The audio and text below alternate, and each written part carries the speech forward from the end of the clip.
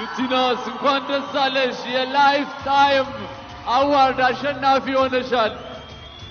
ዩቲ ሁለተኛውን የሽልማት ፕሮግራም እንግዲህ አሸንፋለች ማለት ነው።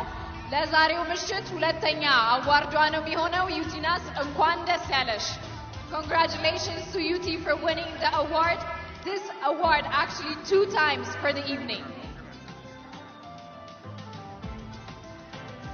እንኳን ደስ አለሽ ዩቲ።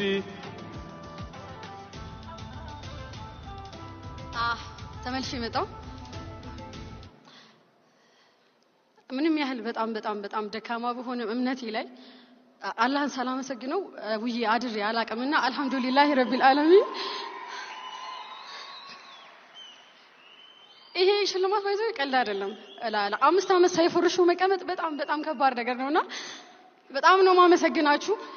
ለ5 አመት ታማኝ ፎሎወሮቼ እጅግ በጣም ነው ማመሰግናችሁ። አላህ ያክብርልኝ።